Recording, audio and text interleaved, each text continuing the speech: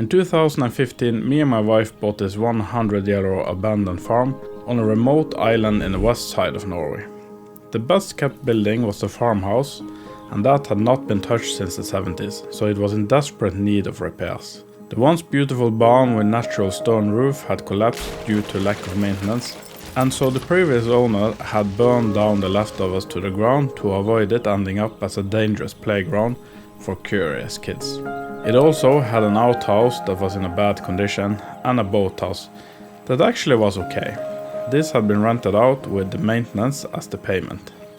We got to work even though my wife was pregnant. Our goal was to finish the living room and one bedroom before the baby came.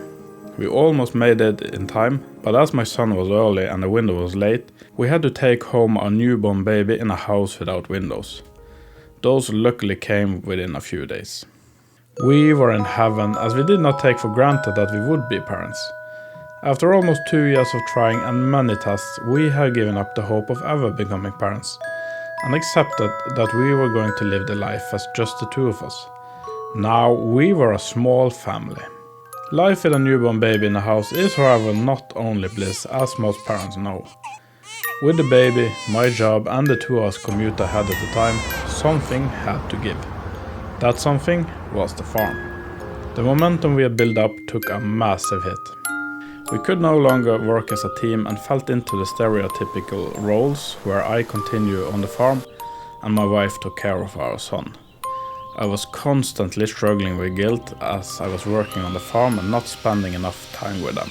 Most of the work had so far been on the house. We redecorated the living room, the hallway, built new bedrooms upstairs and isolated the ceiling. That helped a lot with heat loss as the house was built in the early 1900s. Outside we made a berry garden where we planted strawberries, raspberries and red currant.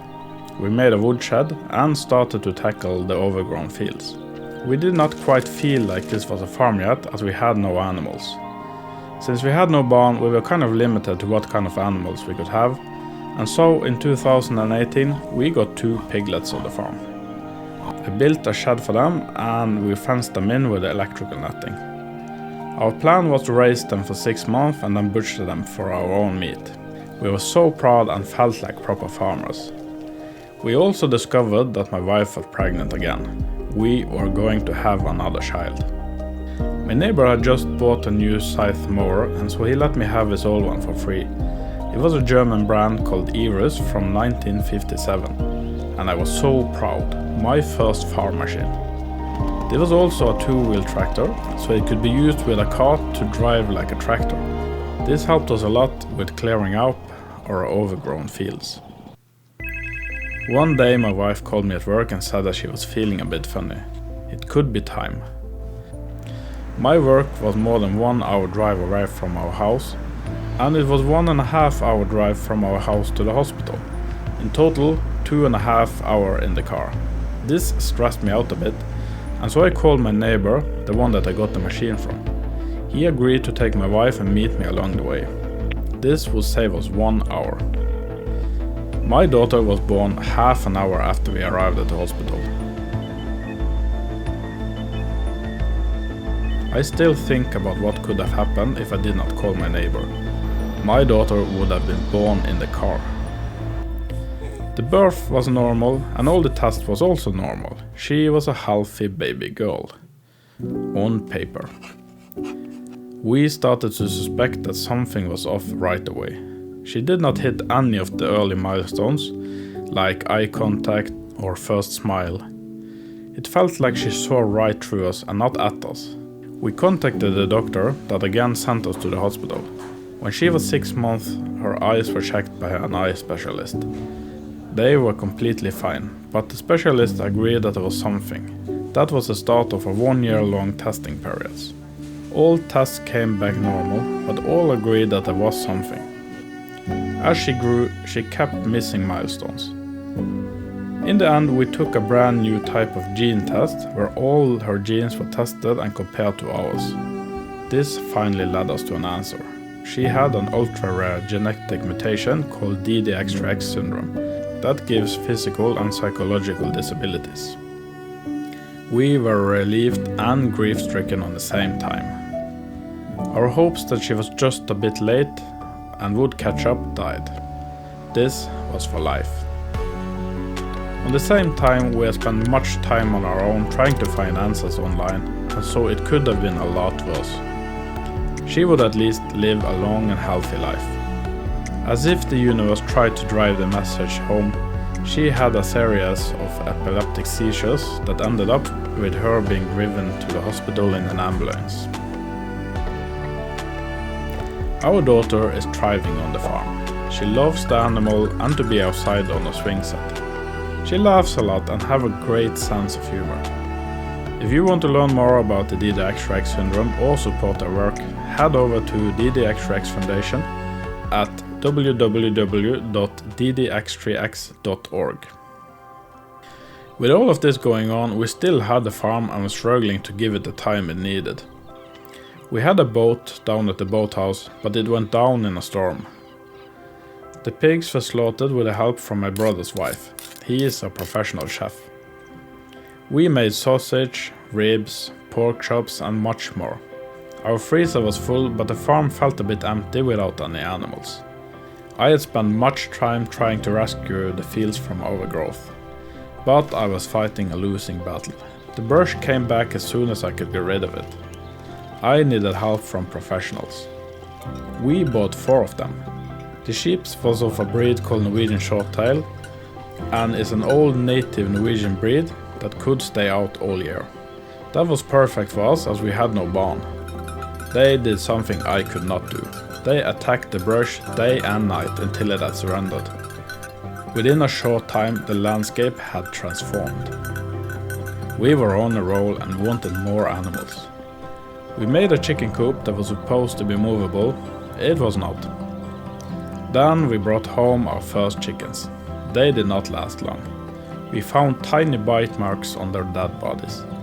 We learned an important lesson. Chickens have many enemies.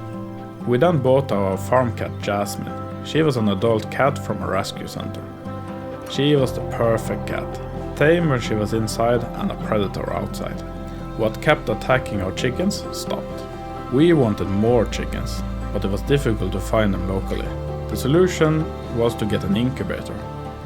Now we could order eggs online and distance was no longer a problem as they could be sent by mail. We were like kids in a candy shop and soon ended up with turkeys. In 2020 we bought our first tractor. It looked like something straight out of a children's book. It was a red Fiat 440, 1982 model. It was a lot stronger and a bit more reliable than the two-wheel tractor. We were farming now. Since we now had sheep, we also needed to secure the food for them for the winter. And so we found the flattest piece of our land and started to make hay. This field was cut twice and the second time it was too wet to dry the hay on the ground. So we had to use an old Norwegian method of drying called hashing. This method uses poles and wires to hang the hay off the ground. The top layer then works as a straw roof to protect the rest of the hay from the rain. My wife wanted a kitchen garden to grow vegetables and so in 2021 the work started. We fenced in the area and built raised beds. We also bought a 12 square meter greenhouse that were extremely complicated to assemble.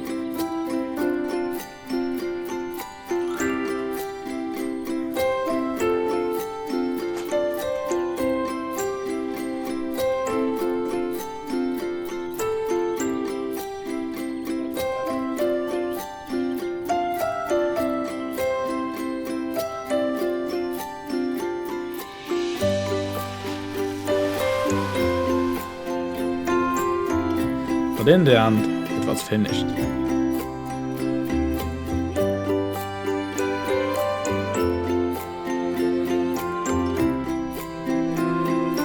This became the beginning of a brand new era on our farm, as we now had several meals where most or all the food on our plate came from the farm. This felt great. The land is prone to flooding as much of the old underground ditches has collapsed. I tried to do something with this by shovel, but soon realized that this type of backbreaking work would hurt me in the end. The solution became to buy a digger attachment for the tractor. This was the cheapest way of getting the tool without having to buy an excavator, as those are really expensive. The guy that sold this to me took a look at my tractor. He was not sure as the attachment was heavy and my tractor was kind of small for it. He was right.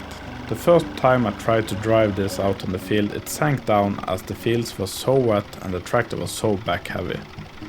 The solution became to buy a new tractor. This had everything the old tractor lacked: 4-wheel drive, closed cabin with a heater, power steering and a front loader. It was also bigger and more powerful. I also discovered during a check that the hydraulic oil in the digger were mostly water. After replacing that and with the added power of the new tractor, the digger attachment felt transformed. It was also more movable on the new tractor, and so I managed to get it out on the fields. I could do the same with one swing of the bucket as I had done on an entire day with a shovel.